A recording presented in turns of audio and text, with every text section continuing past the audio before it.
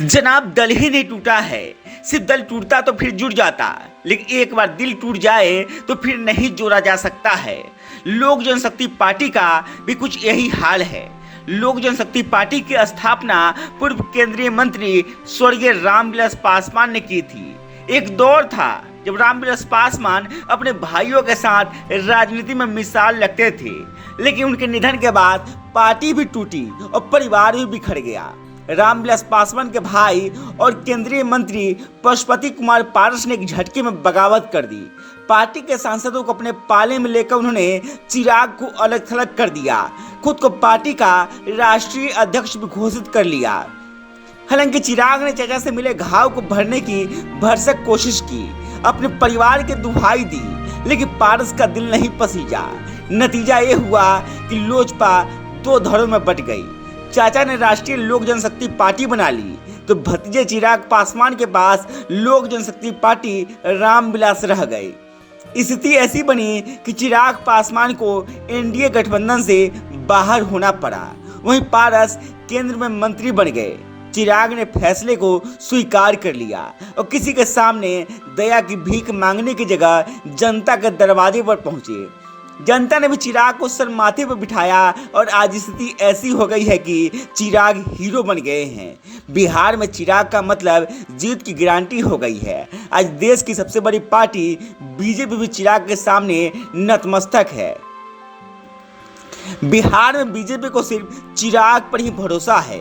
मोकामा और गोपालगंज के बाद कुरहनी में भी एनडीए की ओर से सबसे अधिक जिस नेता की डिमांड हो रही है वो है चिराग पासवान।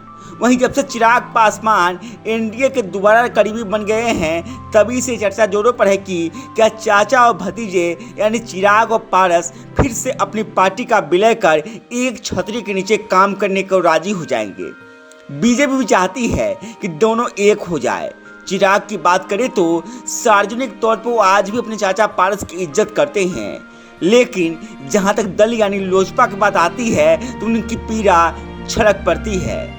चिराग ने कई मौके पर कहा है कि उनके पिता ने अपने हाथों से पार्टी की नींव रखी थी। उनके नेतृत्व में पार्टी लगातार बढ़ रही थी, लेकिन उनके निधन के बाद उनके चाचा ने ही पार्टी को बर्बाद करने की कोशिश की है। इसलिए अब एक साथ मिलकर काम करने से अच्छा है कि वो उन लोगों के साथ मिलकर काम करे जिन्होंने बुरे दौर में भी साथ नहीं छोड़ा।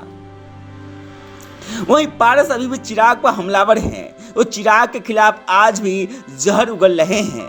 हालांकि कहा जा रहा है कि पारस खुद नहीं बोल रहे हैं, बल्कि बिहार बीजेपी के एक बड़े नेता जो बीजेपी की ओर से सीएम पद के भी दावेदार हैं और फिलहाल केंद्र में मंत्री है, और पारस से चिराग पर हमला करवा रहे हैं, क्योंकि उन्हें डर है कि अगर चिराग की इसी तरह से पूछ बढ़ती रही तो फिर उनकी सीएम बनने की राह कठिन हो जाएगी।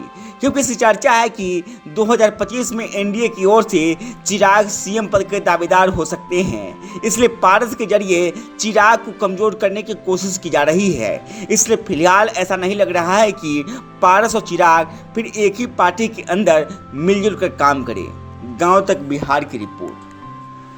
अब ऑर्गेनिक तरीके से रखें खुद के साथ किचन के बर्तनों और बाथरूम के टॉयलेट का ख्याल। अकासा लेकर आया है organic hand wash, shampoo, toilet cleaner के साथ ढेर सारे प्रोडक्ट जो करे आपका और आपके घर का कंप्लीट केयर।